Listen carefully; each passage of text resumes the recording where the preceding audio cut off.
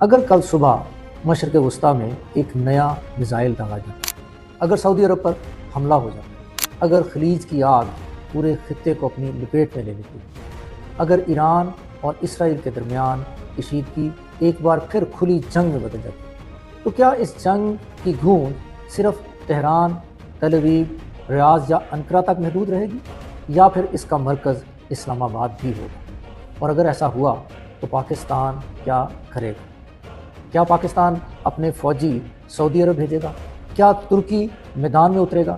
کیا تینوں ممالک واقعی ایک دوسرے کے لیے لڑنے کے لیے تیار ہو جائیں گے، یا پھر مکہ میں ہونے والا معاہدہ صرف ایک سیاسی اعلان ہے؟ اور سب سے بڑا سوال یہ ہے کہ کیا دنیا کے نقشے پر پہلی مرتبہ ایک اسٹریٹجک ٹرائی اینگل ابھر رہا ہے، جس میں ایک طرف سعودی عرب کی دولت اور مذہبی مرکزیت ہے، دوسری طرف ترکی کی عسکری صنعت اور جغرافیائی طاقت، اور تیسری طرف پاکستان کی فوجی صلاحیت اور ایٹمی طاقت ہے۔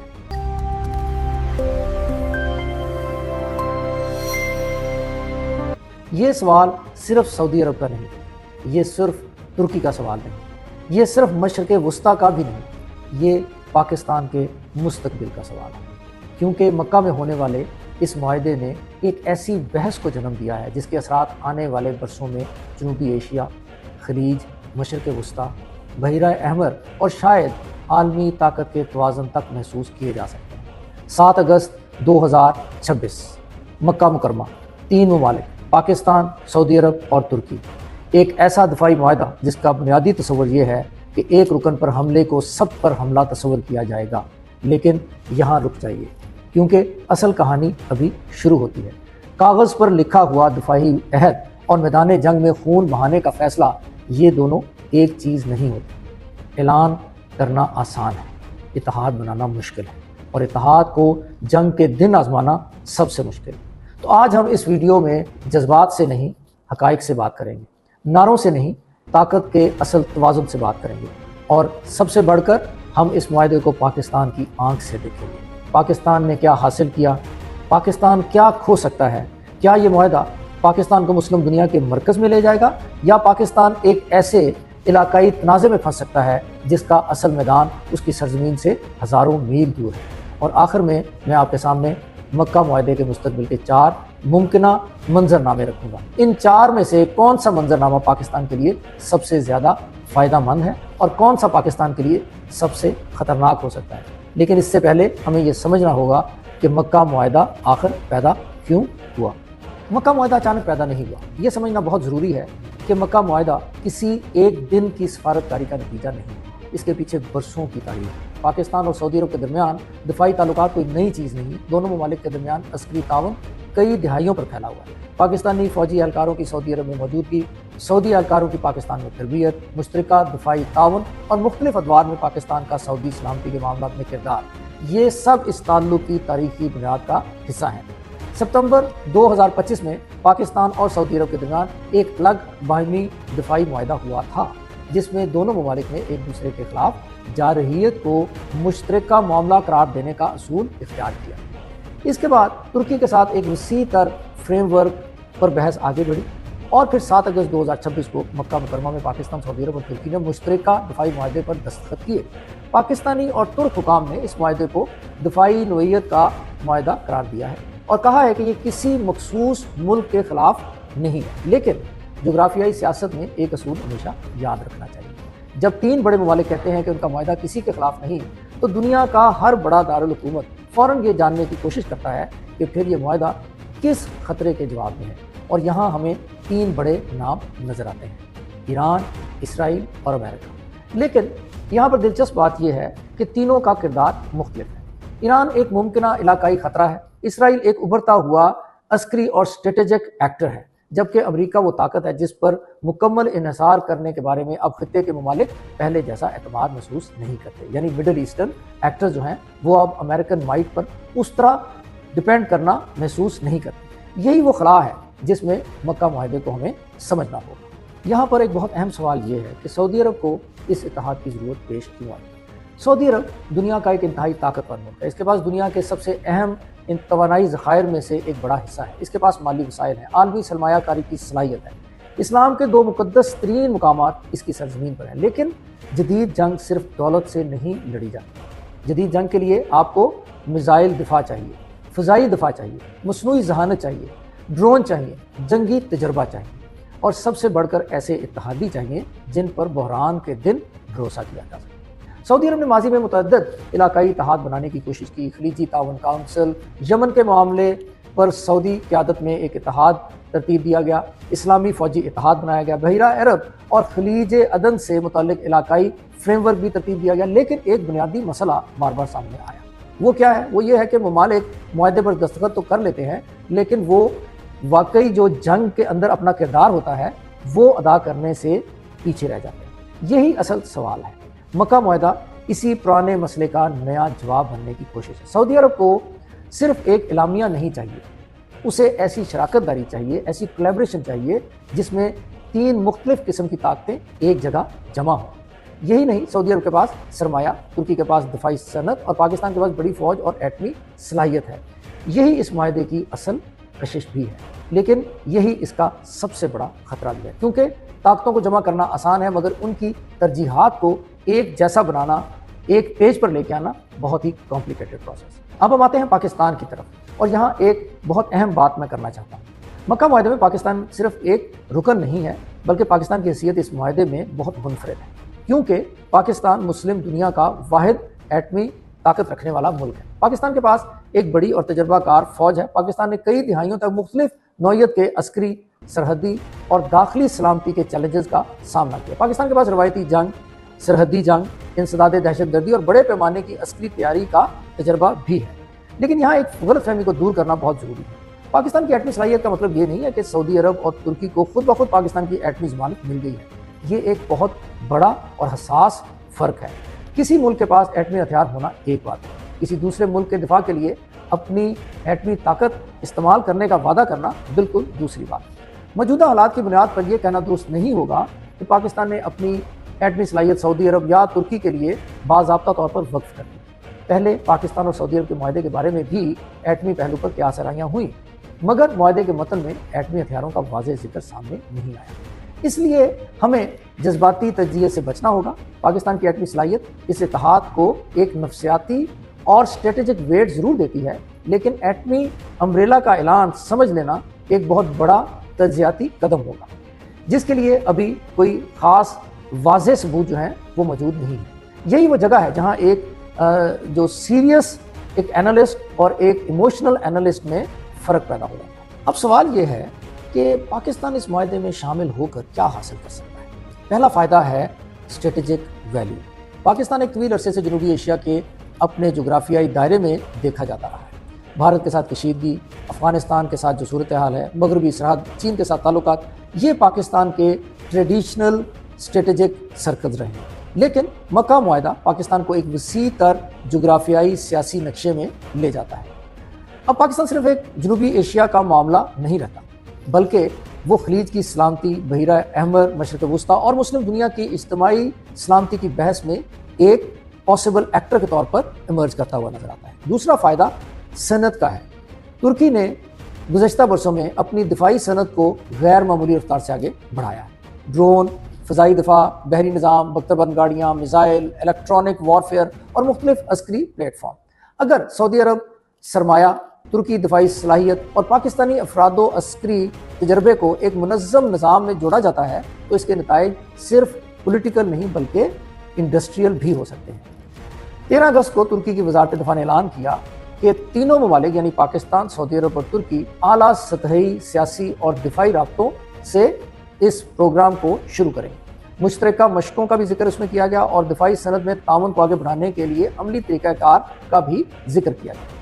یہی وہ خبر ہے جس پر ہمیں سب سے زیادہ توجہ دینی چاہیے، کیونکہ معاہدے کی اصل زندگی الفاظ میں نہیں اداروں میں ہوتی ہے۔ اگر مشترکہ مشقیں شروع ہوئیں، اگر مستقل رابطہ کمیٹیاں بنیں، اگر مشترکہ دفاعی منصوبے شروع ہوئے، اگر پاکستان اور ترکی مشترکہ پیداوار کو سعودی سرمایہ فراہم ہونے لگا تو پھر مکہ معاہدہ آہستہ آہستہ ایک نئے مرحلے میں داخل ہو جائے۔ اور اب ہم آتے ہیں اس ویڈیو کے سب سے اہم حصے کی طرف، کیونکہ ہر اتحاد جو ہے وہ طاقت نہیں ہوتا، کبھی کبھی اتحاد جو ہے وہ برڈن بھی بن جاتا ہے۔ پاکستان کے لیے سب سے بڑا خطرہ ہے مشرق وسطیٰ کے تنازعات میں ضرورت سے زیادہ الجھ جانا۔ پاکستان کی پہلی اور سب سے زیادہ امپورٹنٹ اسٹریٹجک پرائرٹی کیا ہے؟ وہ ہے بھارت، اس کے بعد انٹرنل سیکیورٹی، پھر افغانستان، سرحدی استحکام اور معیشت، اور چین کے ساتھ جو اسٹریٹجک اور اکنامک جو ریلیشنز ہیں وہ سارے پاکستان کی اسٹریٹجک پرائرٹیز میں آتے ہیں۔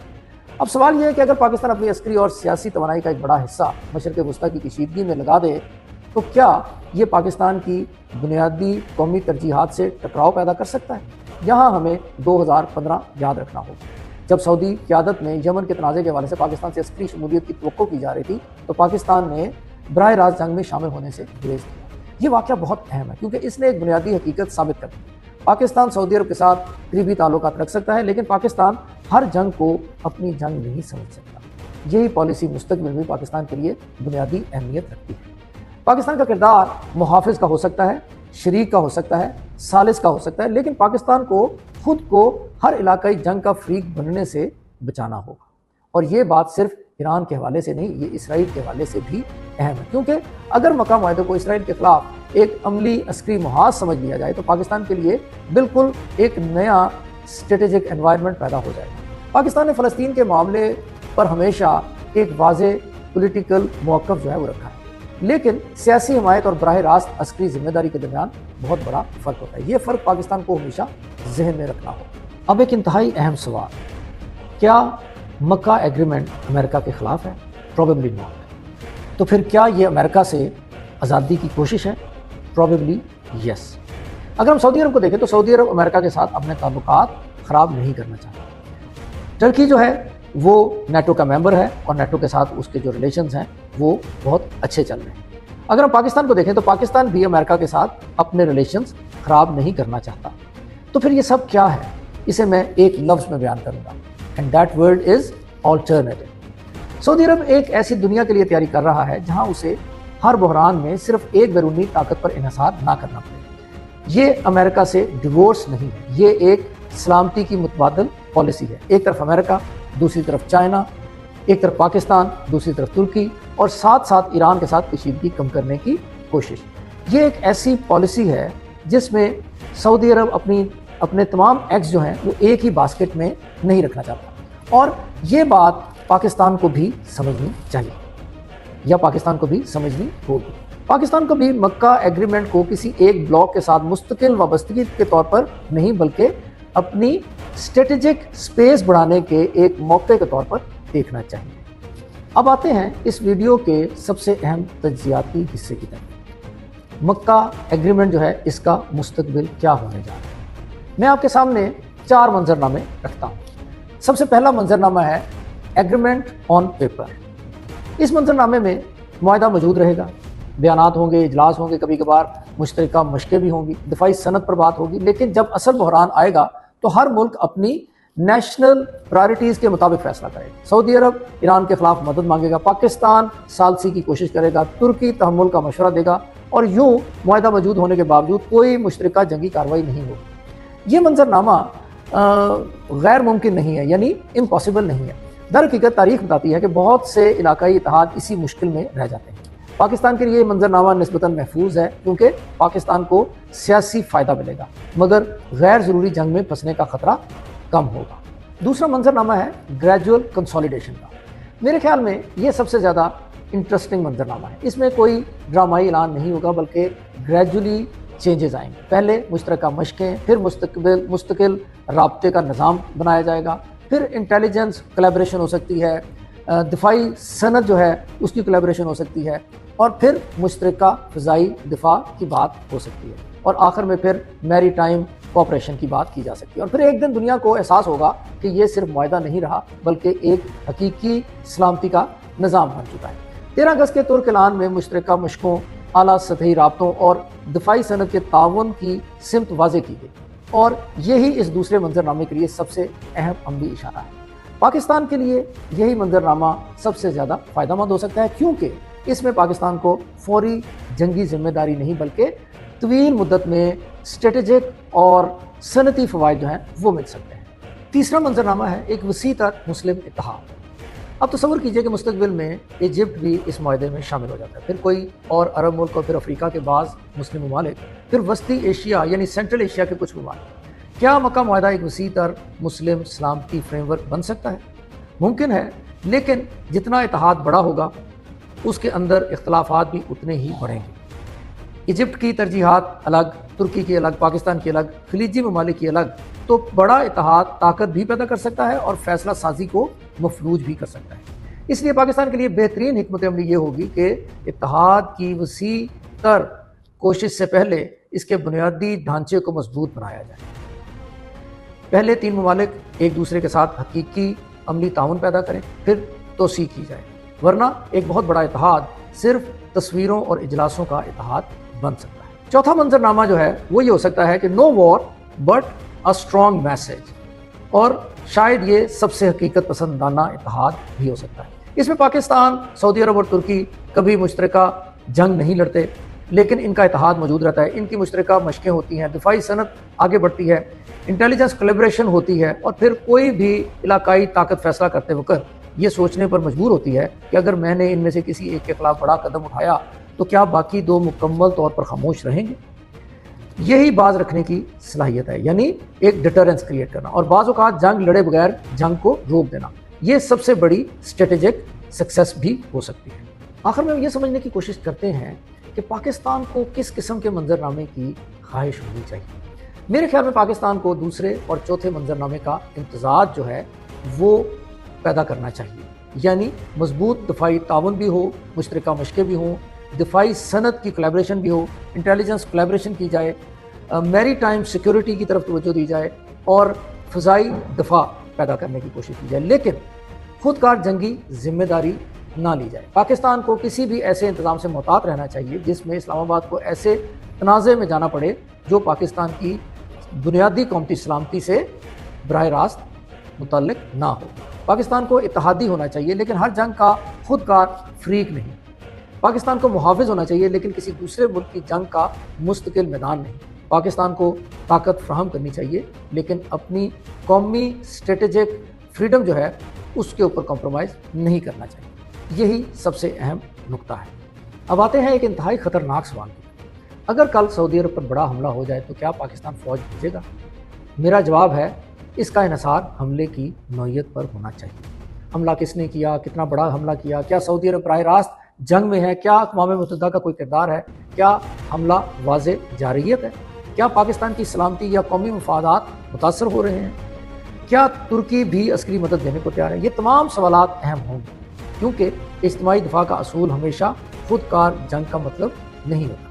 ہر ملک کو اپنے قومی مفادات کے مطابق فیصلہ کرنا ہوتا ہے۔ پاکستان کے لیے اصل امتحان اسی دن ہوگا، معاہدے کے دن نہیں، تصویر کے دن نہیں، اعلامیے کے دن نہیں، بلکہ بحران کے دن، جب کسی دارالحکومت سے فون آئے گا اور کہا جائے گا اب معاہدے پر عمل کا وقت آ گیا ہے۔ تب پاکستان کو اپنے قومی مفاد اور اتحادی ذمہ داری کے درمیان توازن پیدا کرنا ہے۔ اب آخر میں سوال یہ ہے، کیا مکہ ایگریمنٹ دنیا کو بدل دے گا؟ پروبیبلی یس، پروبیبلی نو۔ کیا یہ ایک بڑا مسلم فوجی اتحاد بن جائے گا؟ اس کی پروبیبلٹی بالکل ہے۔ کیا یہ صرف ایک سیاسی اعلامیہ ثابت ہوگا؟ That is quite possible. کیا پاکستان سعودی عرب کے لیے جنگ میں جائے گا؟ یہ مستقبل کا ایک سب سے اہم سوال ہے۔ کیا ترکی ایران کے خلاف سعودی عرب کے ساتھ کھڑا ہوگا؟ یہ بھی ابھی تک واضح نہیں ہے۔ کیا پاکستان کی ایٹمی طاقت اس معاہدے کو نئی اسٹریٹجک پوزیشن دیتی ہے؟ Definitely yes. لیکن کیا اس کا مطلب یہ ہے کہ ایٹامک امبریلا پاکستان نے پرووائڈ کر دی ہے؟ اس کا ابھی تک کوئی ایسا ایویڈنس میرے سامنے کم از کم نہیں آیا جو اس معاہدے سے ریلیٹڈ ہو۔ تو پھر اصل نتیجہ کیا ہے؟ میری نظر میں مکہ معاہدے کی اصل اہمیت اس کے آج میں نہیں، اس کے کل میں ہے۔ یہ معاہدہ ابھی مکمل فوجی اتحاد نہیں ہے، لیکن یہ ایک ایسا پلیٹ فارم ضرور بن سکتا ہے جس پر آنے والے برسوں میں ایک نئی علاقائی سلامتی کی عمارت کھڑی کی جا سکے۔ اور پاکستان کے لیے اصل سوال یہ نہیں کیا ہم سعودی عرب کے لیے جنگ لڑیں گے کہ نہیں، اصل سوال یہ ہے کہ کیا ہم اس اتحاد کو پاکستان کی دفاعی صنعت، ڈپلومیٹک اثر و رسوخ، اقتصادی مواقع اور عالمی اسٹریٹجک پوزیشننگ کے لیے استعمال کر سکیں گے؟ کیا پاکستان صرف فوجی فراہم کرنے والا ملک بنے گا یا پھر دفاعی ٹیکنالوجی والا ملک بنے گا؟ کیا پاکستان صرف کسی اور کے بحران میں شریک ہوگا یا بحران کو ختم کرنے والا सालिस भी बनेगा। क्या पाकिस्तान सिर्फ इत्तेहाद का रुकन होगा या इत्तेहाद की सिमत मुतय्यन करने वाले ममालिक में शामिल होगा? यही मक्का मुआहदे का असल इम्तहान है। और शायद पाकिस्तान के लिए सबसे बड़ी कामयाबी ये नहीं होगी कि वो एक नई जंग का हिस्सा बने, बल्कि सबसे बड़ी कामयाबी ये होगी कि इस इत्तेहाद की ताकत इतनी बढ़ जाए कि जंग की ज़रूरत ही ना पड़े। क्योंकि असल ताकत मिसाइल चलाने में नहीं होती, असल ताकत उस दिन साबित होती है जब आपके पास मिसाइल चलाने की सलाहियत हो, लेकिन आपके दुश्मन को पहले ही मालूम हो कि अगर उसने गलत कदम उठाया तो उसकी कीमत नाकाबिल बर्दाश्त हो सकती है। मक्का मुआहदा इसी सवाल के दरमियान करा है। ये महज 3 ममालिक का मुआहदा नहीं, ये 3 मुख्तलिफ ताकतों का तजर्बा है। सऊदी अरब की दौलत, तुर्की की अस्करी सनत, पाकिस्तान की फौजी और एटमी सलाहियत, अगर ये तीनों एक मौसर स्ट्रेटेजिक निज़ाम में तब्दील हो गई तो आने वाले बरसों में मशरक़ वस्ता और मुस्लिम दुनिया की ताकत का नक्शा बदल सकता है। लेकिन अगर कौमी मफादात, ईरान के साथ ताल्लुकात, इलाकाई क़यादत की रुकावटें और मुख्तलिफ ख़तरात का तसव्वुर गालिब आ गया तो फिर मक्का मुआहदा भी तारीख के इन बहुत से इत्तेहादों की तरह एक खूबसूरत ऐलान बनकर रहता है।